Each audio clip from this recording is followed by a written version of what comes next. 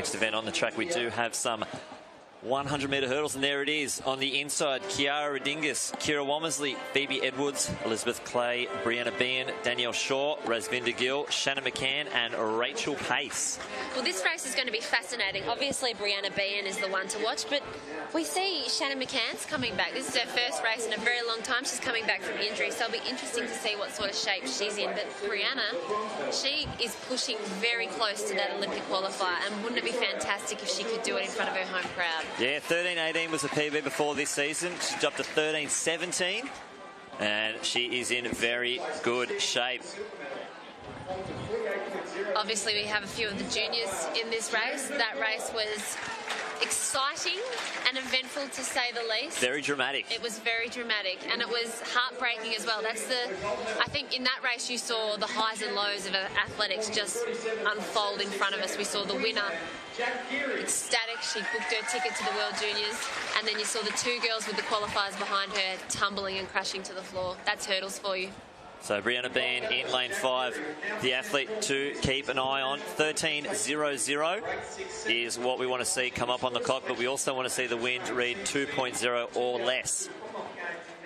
So we can see her possibly booking herself to Rio. And what a team. 3 hurdlers. We could have 3 long jumpers. We could have 3 hurdlers. Jenica and Pearson, probably the ones who are going to make their way over there.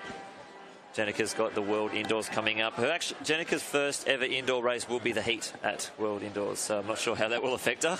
I think it'll actually suit her. The 60 metres, she's very fast out, so I think 60-metre hurdles will possibly be her race. She will be able to power her way out of those blocks. There's only 5 flights, I think, for a 60-metre hurdles. And then she has to do the big crash and bang into the wall at the end. It's the best bit.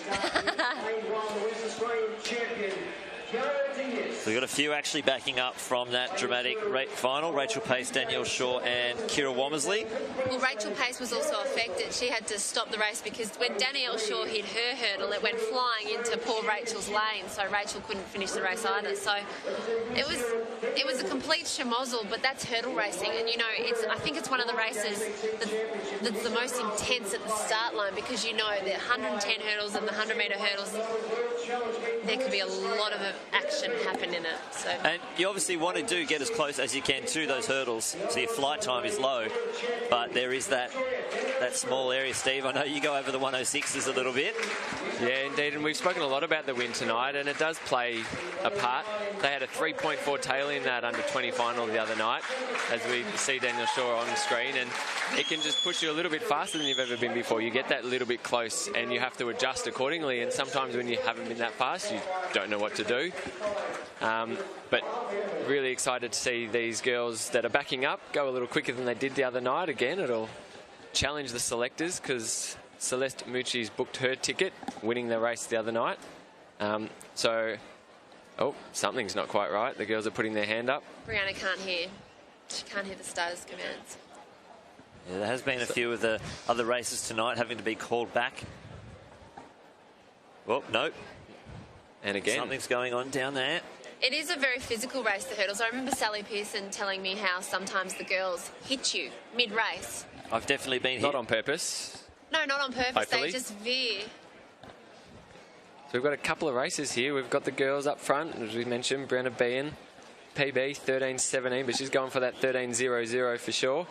Shannon McCann, interested to see where she's at. First race back in a long time. Liz Clay can run at 13.6. She's done it before. She made the national final. She did it in Canberra as well. But here we go. Perth Track Classic, 100-metre hurdles.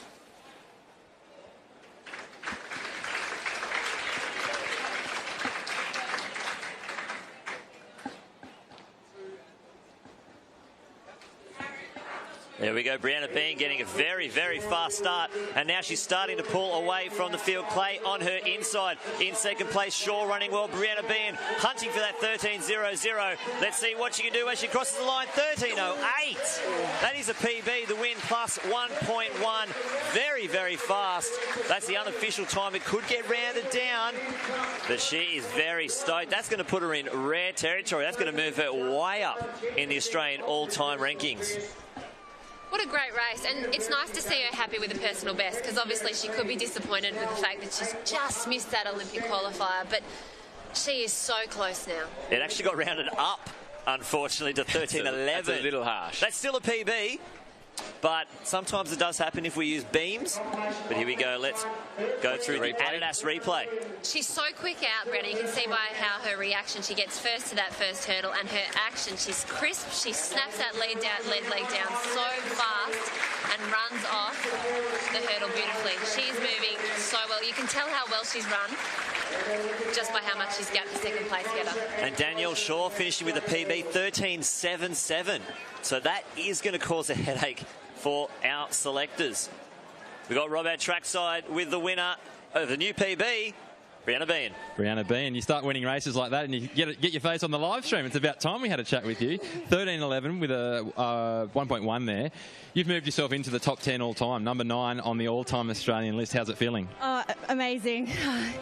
It's just been such an amazing coming up season. I'm so close. I just got to execute that good race, but to do so at home in front of this amazing crowd is amazing. I was going to ask you, what does that feel? Does it feel like it gives you that extra bit of a push? It's a full stand here tonight. You're on your home deck. It's a beautiful Perth night, and you've got that nice tailwind to help you along there.